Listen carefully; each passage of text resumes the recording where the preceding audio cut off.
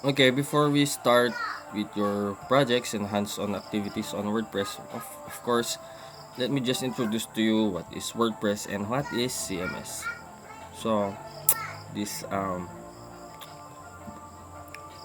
discussion is all about WordPress as Snap website development.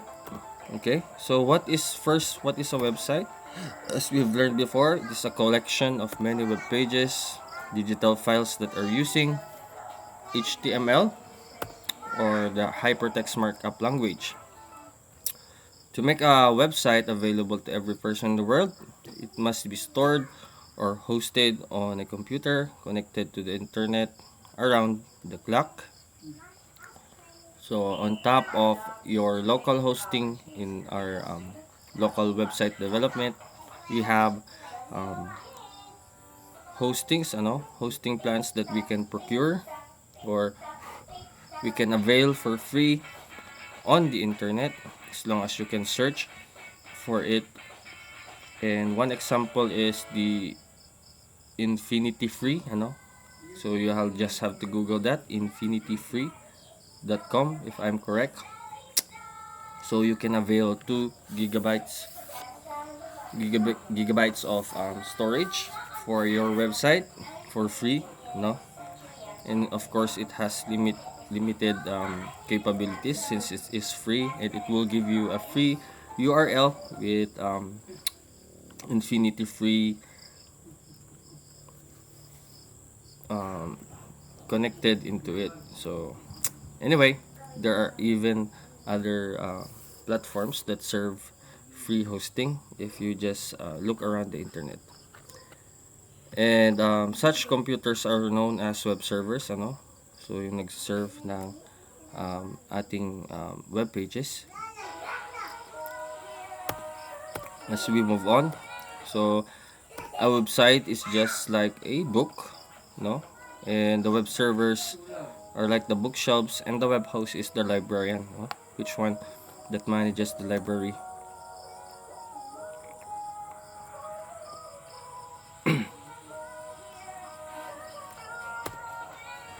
So CMS and WordPress, and of course, what is CMS? It stands for Content Management System. So there are many other examples of CMS out there except maliban sa WordPress.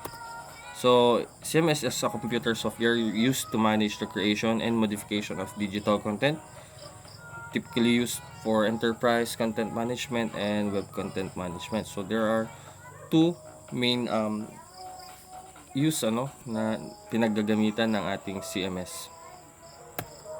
So basically pag si HTML, yung mga ganyan, you have to code everything, you have to write everything, and it requires a lot of planning. And with the help of CMS, we can avoid coding and writing contents on our own, Siyempre, ang hirap na pagtitignan natin itong example natin dito of HTML file, medyo mahirap. With the help of CMS and WordPress, mapapadalian yung buhay natin because it's already there provided, like Microsoft Word. You just have to type everything, and with the click and drag of elements, you can design your website and launch it right away. Not like in HTML, we have to build it from scratch. Okay, so this is an example of an HTML file, and this would be the output if we open it in the browser. So why is there a need for CMS? Because it is time consuming, it is manual, and it's hard to format, So there are 3 common examples, main famous examples of CMS, which is the Drupal, Joomla, and WordPress. Honestly, I've tried Joomla and Drupal as well, but I'm more impressed with WordPress, Kasi mas madali siyang aralin, and it's commonly used by Fortune 500 companies. So WordPress is actually an open source website creation platform. When we say open source, it's free for all, anybody can use it, students, kids, or a business. and etc. So it is written in PHP and uses a MySQL database, and that's what we're going to do in our PHP topics. But for now, let's just focus on CMS, and I hope we can create you can create your own website na without configuring it by this week, next week, so that we can add pages, post, and start designing your WordPress website next week. So why do we use WordPress versus other platforms?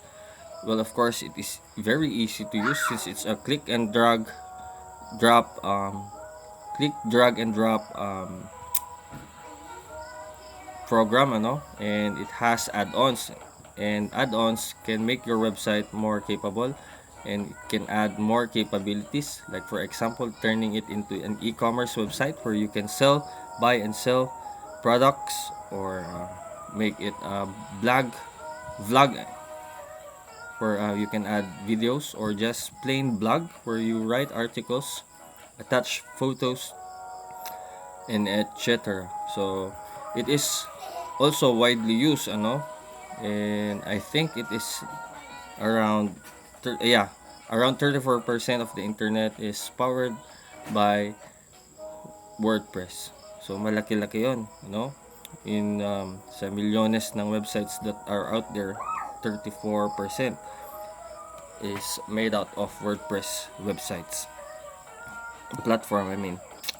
So WordPress also has a great support since it has very big community, of supporters, and it is highly customizable, and of course it is being used by Fortune 500 companies. So it is proven, and it's being used, ng mga sikat na businesses and whatsoever. So the examples of that are Walt Disney Company, Microsoft News Center, Sony Music, New York Post, GSU, Usain Bolt, the famous Olympian, Alanis Morissette, yung singer, Vogue, the Clorox Company, and many others.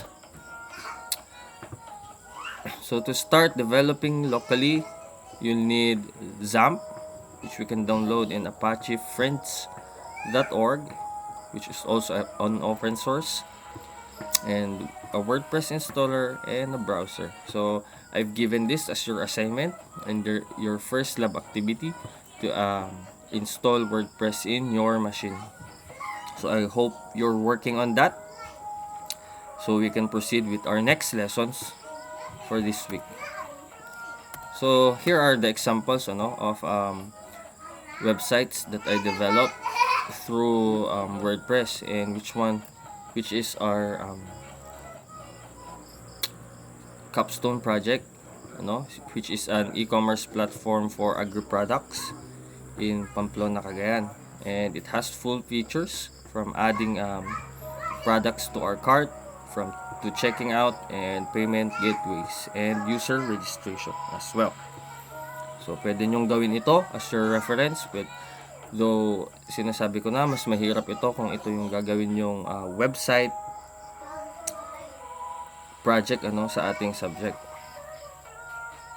But if you want to research in preparation for your e-commerce website, go on and do it. And another one is my personal freelancing website, which serves as your portfolio of your work, of your skills, and the services that you are offering. So you can also do that. And this is also a type of an e-commerce website dahil nagbebenta ka ng iyong services. So you can also do this one if you prefer to. So these websites are already up and running. You can search them in the internet, and it is live 24/7. Another one is my website on cryptocurrency. So this is a referral program for cryptocurrency, And I use WordPress also to develop this as my landing page sa aking pinopromote na cryptocurrency. And another one is a blog type of website where I write my travel experiences. And pag hindi ako busy, I always write stuff pag matipuhan ko. So you can also do something like this. And I prefer na ganito yung gawin nyo kasi mas madaling mag-create ng content if you focus on just writing stuff. And there are many other examples out there. If you can create a company profile, your biodata, you can also create your own biodata, which is like the portfolio type of website. And yung pinasa ko sa aming e-commerce CMS noon, sa subject namin na CMS is single property or single product website which will promote one product lang or one property to the people who will find your website in the internet. What else can you do? Other examples might be a school website or a company website. For example, yung resort nila Ma'am Madeline, you can create a mock-up website for that.